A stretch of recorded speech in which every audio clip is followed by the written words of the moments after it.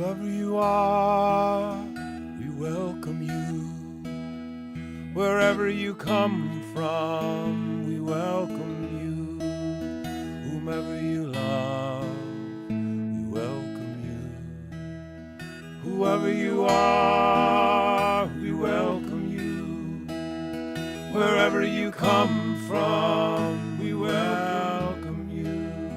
Whomever you love, we welcome you. Whoever you are, we welcome you. Wherever you come from, we welcome you. Whomever you love, we welcome you. Whoever you are, we welcome you. Wherever you come from, we welcome you. Whomever you love, we welcome you. Whomever you love, we welcome you.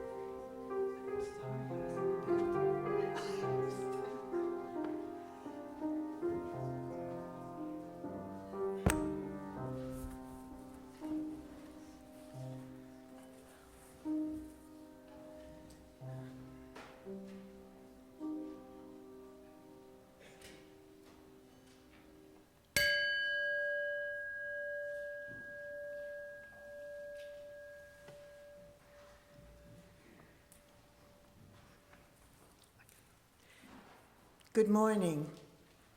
My name is Patricia Devine. My pronouns are she, her, and hers. I am a member of the Worship and Music Committee, and I am your worship associate this morning. I'm delighted to welcome you here, whether you're visiting this morning or a regular member. Please check with a greeter if you have any questions. Today we acknowledge that we are located in a place that was once the Wampanoag village of Pawtuxet. We strive to follow their example and be faithful stewards of this sacred land. Our service is recorded. The recording will stop when we reach the portion of our service whereby we light candles and share personal information.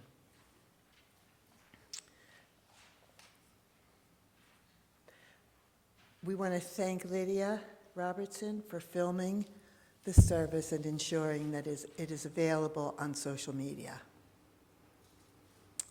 Our service today is presented by Deb Keller-Wood, Director of Spiritual Development. She will be assisted with people who will be helping her with the readings, including Bethany Simon, Sharon Clark, Rachel Breen, and Lindsay Bascom.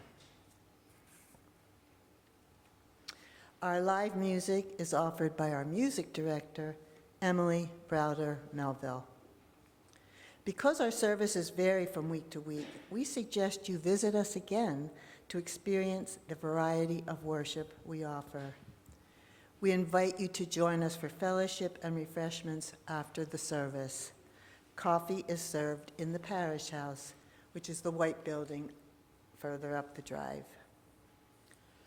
Whoever you are, whomever you love, whatever you believe, wherever you are on your journey, let us walk together this hour.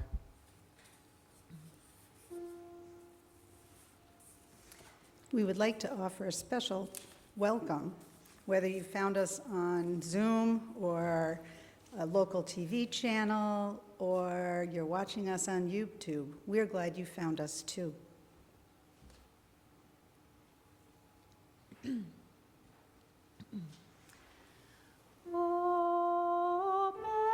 my heart,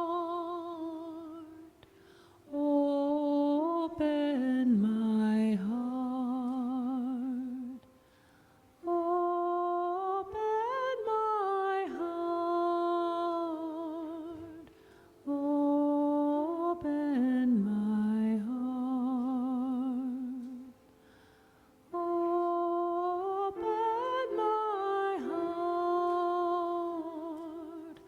Open my heart, open my heart, open my heart, open my heart.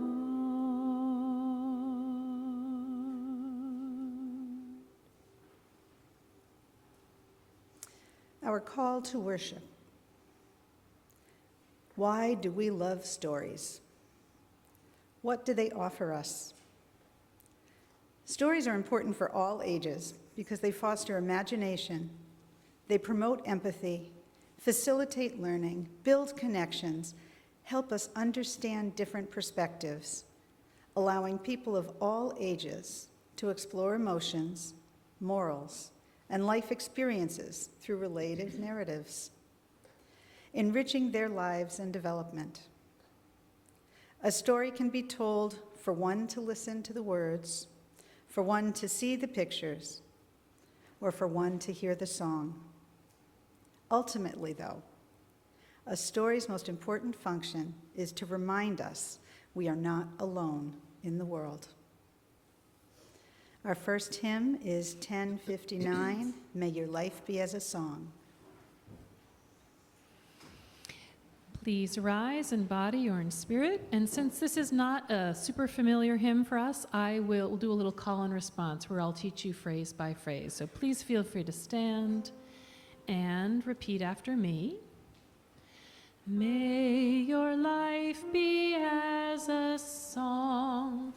May your life be as a song, resounding with the dawn to sing away the light, resounding with the dawn to sing awake the light, and softly serenade the stars, and softly serenade the stars, ever dancing circles in the night, ever dancing circles in the night. So we're going to sing it through 3 times together.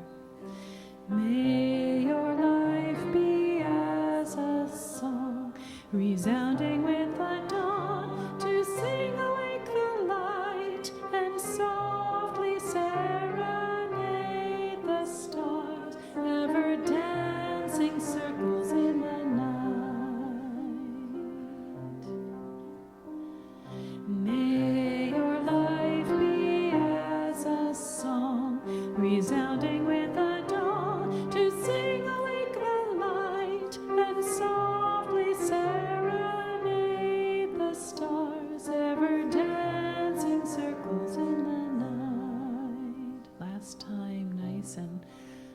contemplative. May your life be as a song, resounding with the dawn, to sing awake the light and softly serenade the stars, ever dancing circles in the night. Thank you. Please stay risen as we light our chalice.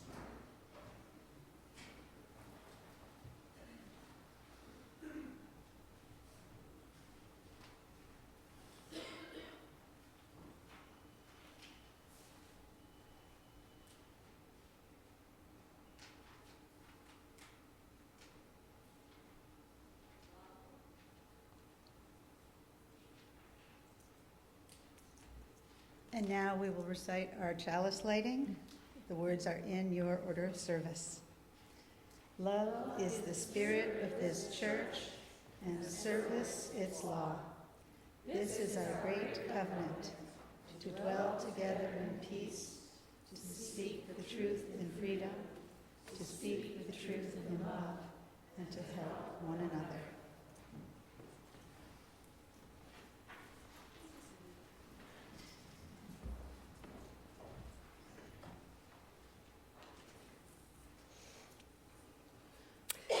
This is Blueberries for Sal.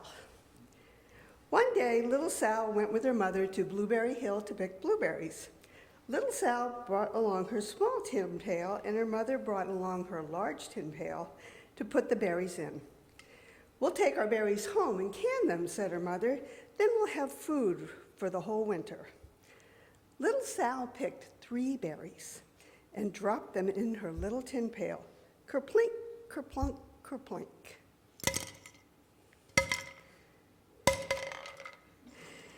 She picked 3 more berries and ate them. Then she picked more berries, but only dropped 1 in the pail. Kerplunk. And the rest she ate. Then little Sal ate all 4 berries that were in her pail. Her mother walked through the bushes, picking blueberries and putting them in her pail. Little Sal struggled along behind her, picking blueberries and eating every single one. Little Sal hurried ahead and dropped a blueberry in her mother's pail. It didn't sound kerplink, because the bottom of the pail was already covered with berries. She reached down inside to get the berry back. Though she didn't really mean to, she pulled out a large handful because there were so many blueberries right up close to the one she'd put in. Her mother stopped picking and said, "Sal, you run along and pick your own berries. Mother wants to take berries home and can them for the winter."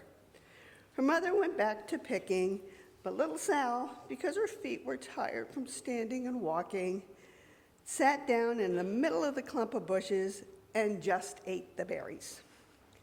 On the other side of Blueberry Hill, Little Bear was with his mother to eat blueberries. "Little Bear," she said, "eat lots of berries and grow big and fat.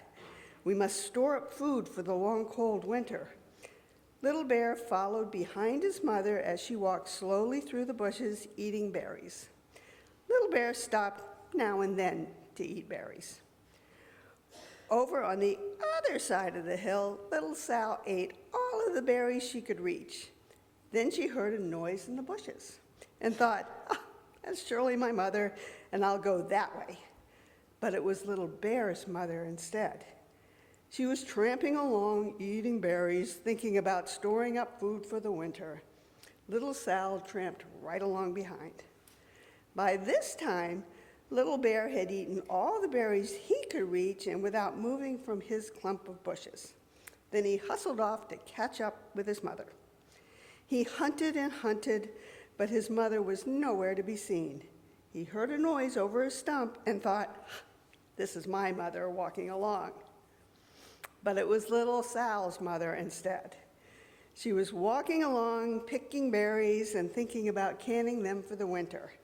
Little Bear hustled right along behind. Little Bear's mother heard Sal walking along behind and thought it was Little Bear and said, Little bear, munch, munch.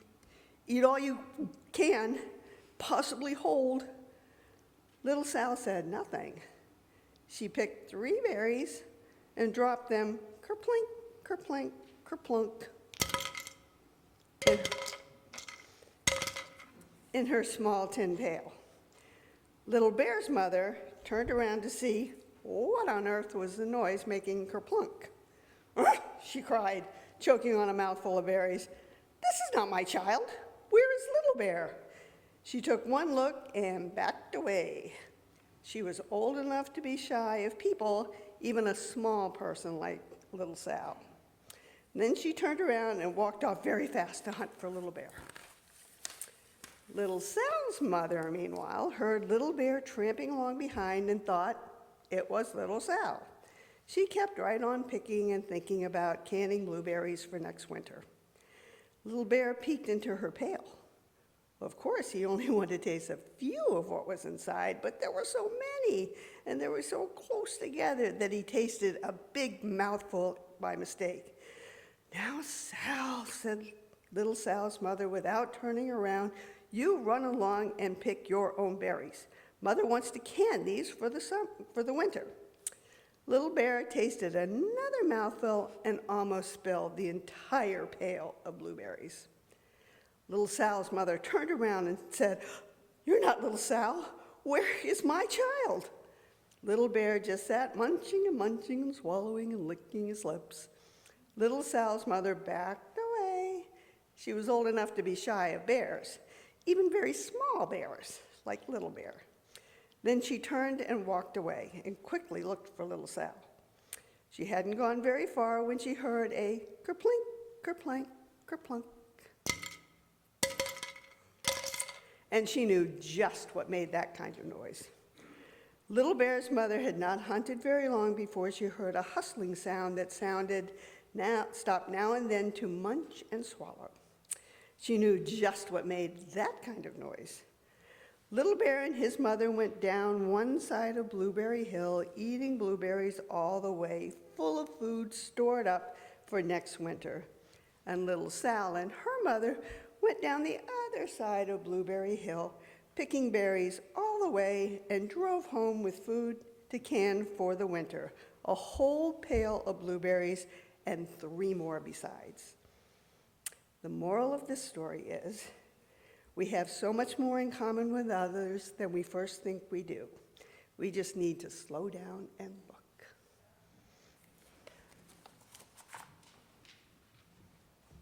Thank you for the sound effects.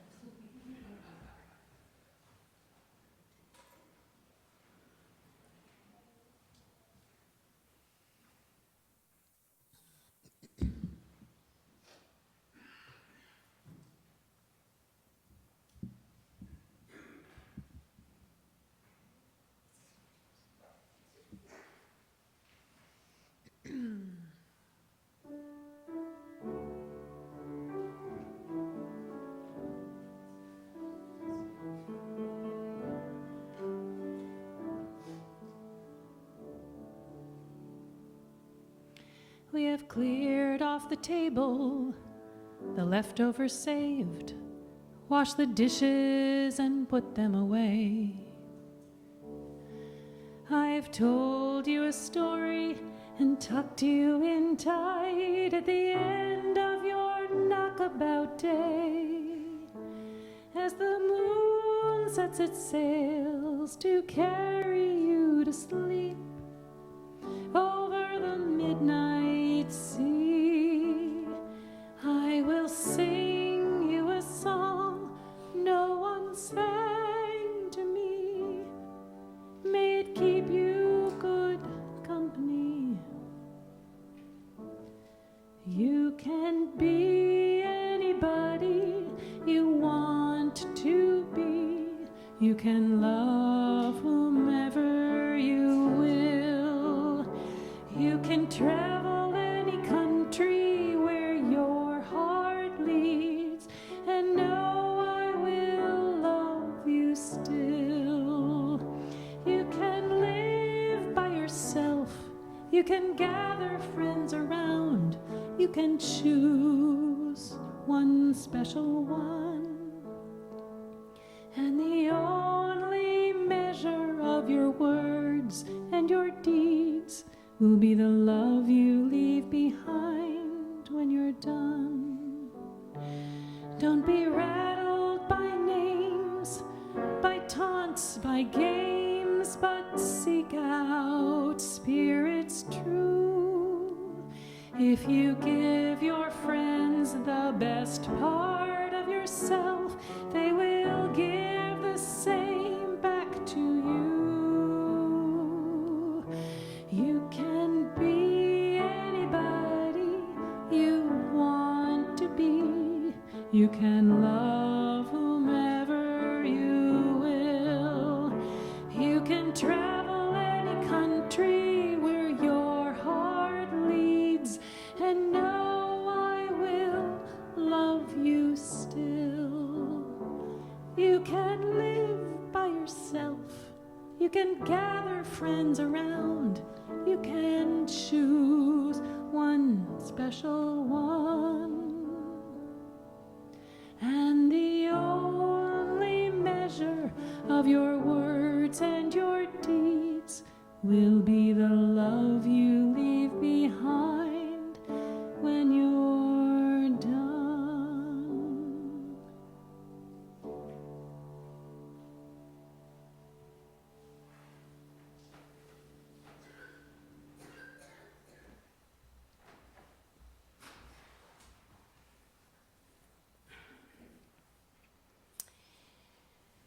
My story is Master Cito's Challenge. Once upon a time, in a small village, there lived a wise old monk. He was known far and wide for his wisdom and his sense of humor. One day, a young and eager student named Sam approached the master and said, "Master, I want to learn the secret of happiness and success. Please teach me."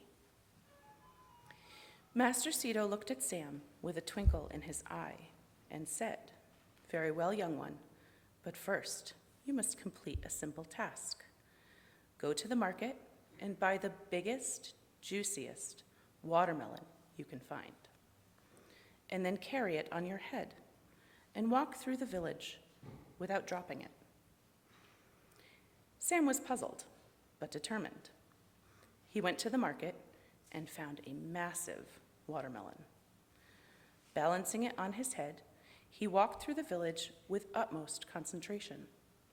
As he passed by, people couldn't help but laugh and cheer him on. Some even joined in clapping and making funny faces. Finally, after a bumpy journey, Sam reached Master Cito's hut. The watermelon was intact, and Sam was relieved. He looked at Master Cito, expecting to be praised for his accomplishment. But Master Cito burst into laughter. "Well done, young one," he exclaimed, wiping tears of mirth from his eyes. You see, the secret to happiness and success is simple. Just like carrying that watermelon, life can be full of challenges and unexpected twists. But if you face them with a light heart and a sense of humor, you will find joy even in the toughest moments. Sam couldn't help but laugh too, realizing the wisdom in Master Cito's words. And from that day on, he approached life with a smile, facing challenges with the same determination he used to carry that watermelon. And whenever he felt overwhelmed, he would remember the funny watermelon lesson and find the strength to keep going. You see, in life, embrace challenges with a sense of humor, and you will find that life's journey becomes a joyful adventure filled with laughter and success. Be determined, but don't take yourself too seriously. Whenever you feel down or defeated, remember something funny that once happened to you. The moral of the story is that embracing life's challenges with a sense of humor and determination leads to happiness and success. Just like carrying the watermelon with laughter and resilience, facing obstacles with a light heart and perseverance allows one to find joy even in the toughest moments.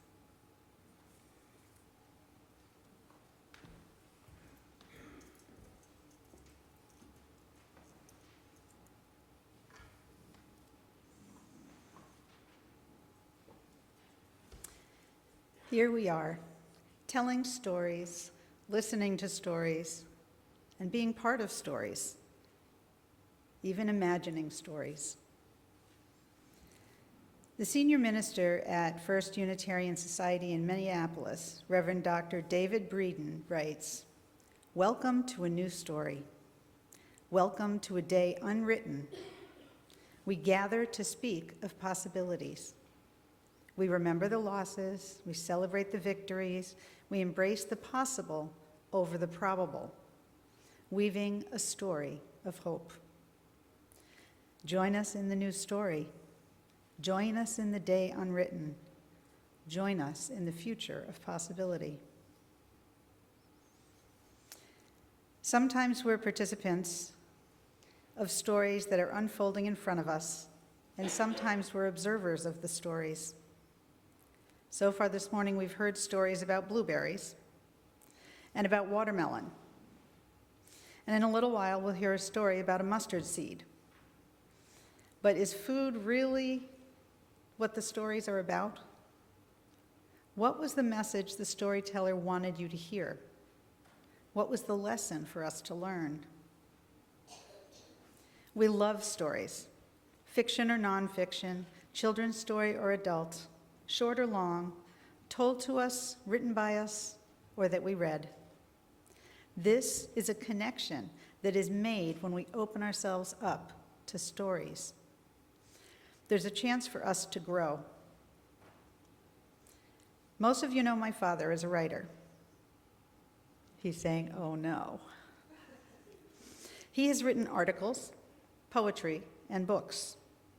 He's written novels about private detectives and a novel about a family saga. Now, I love stories, but I'm not a reader. I struggled in school with it, and it still hits me as an adult what a struggle it is. Reading is slow and painful for me, but I love stories. I love finding the message, guessing the ending, imagining pictures in my mind, but not the reading. Now just imagine when your dad happily bestows on you a Christmas present.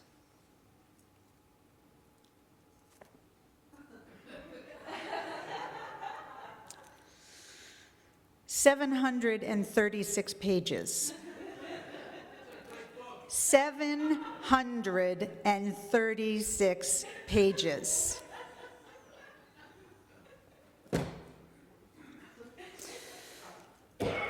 $736 Now fast forward to June of last year when I had my gallbladder taken out. My dad came over to check on me, bring me a few things, and keep me company. As I explained that I would be in bed for a few weeks, Dad had a great suggestion of how to spend the time. 736 pages. As we chatted, I reminded him about my struggles with reading and not having a lot of time. That excuse no longer worked. I said, "How about if you read to me?" He said he would read the first chapter. So, as we sat on the couches, he started to read. Then the second chapter, then the third chapter. We talked about the different details in the story and where they came from. We remembered shared stories that had pieces woven into the book, and we enjoyed the morning. It is now an incredibly fond memory for me. It is a story that I can tell of love and patience and connection. Do you remember special moments of listening or telling stories to others? Do you remember where you were? Who was there? What time of day it was? Was there laughter? Were there tears? Were there even certain smells that you remember? Have you ever read a story, listened to a story, or watched a movie more than once? Sometimes it becomes part of us. Not doing it 3 times. Just not. But hearing those stories, looking at those movies, it brings something to us. It's a little different than when your parents say to you 3 times, clean your room. It's a little different than when you tell your employer 3 times you're not working late. But there's something about returning to something multiple times. It becomes something beloved. There's a joy in it. Children love to have stories read to them over and over again. They love to predict the next page, to recognize the pictures and repeat some of the words. God forbid you if you try to shorten the story because it's late at night. Do not leave out or flip 2 pages at once. They will know. How many times have you heard or read the story Blueberries for Sal? What messages does Blueberries for Sal offer you? Stay close to your parent? Stay away from bears? Or maybe we are all different, and yet we're all the same. The dangers of the young wandering away from their parents. The need to prepare for winter. Or the love between a parent and an offspring, whether human or animal. How many more messages are there that we haven't found yet? I wonder what the story Master Cito's challenge with the watermelon offered you. There was a moral at the end. Was it the same moral you would have taken from the story had you not been told? What gifts will the story The Mustard Seed offer you when it is read? Whether we look at the stories we create with our life choices, the stories shared of the past, or stories full of imagination, let's take the time to listen and to grow from the experience. Let's see what it offers us. And now let's sing hymn number 1023 in the Teal Hymnal, Building Bridges. Please rise in body or in spirit. I will just sing it through once to familiarize you, and then we'll do it together 3 times. Building bridges between our divisions, I reach out to you. Will you reach out to me with all of our voices and all of our visions? Friends, we could make such sweet harmony. Building bridges between our divisions, I reach out to you. Will you reach out to me with all of our voices and all of our visions? Friends, we could make such sweet harmony. Building bridges between our divisions, I reach out to you. Will you reach out to me with all of our voices and all of our visions? Friends, we could make such sweet harmony.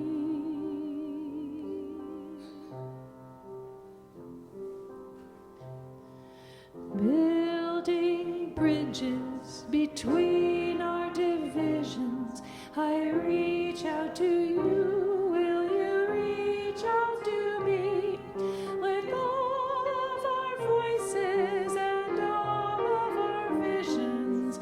Friends, we could make such sweet harmony.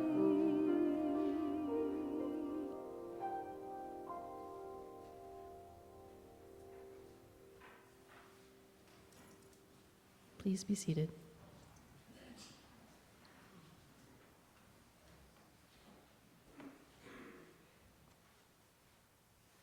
Good morning. This story is The Mustard Seed, a teaching story from the Buddha. Long, long ago, a young woman from a wealthy family was happily married to an important man. When her only son was 1 year old, he fell ill and died suddenly. She was struck with grief. She could not bear the death of her only child.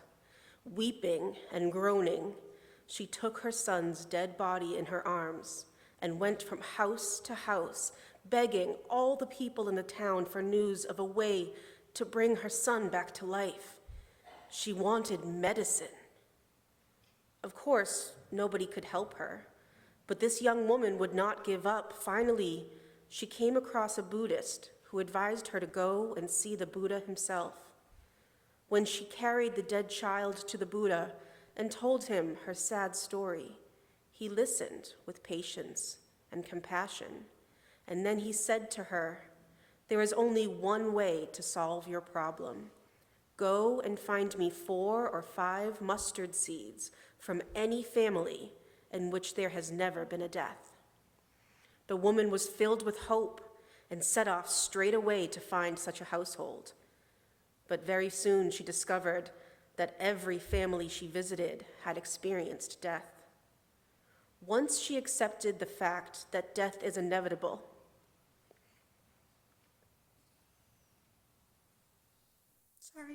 she buried her child and could stop her grieving. She realized that she was not unique and she had not been singled out by God. She understood that surely as life comes to all of us, so death comes to us all too. The moral of the story: we all have grief, we all have pain, and we all love.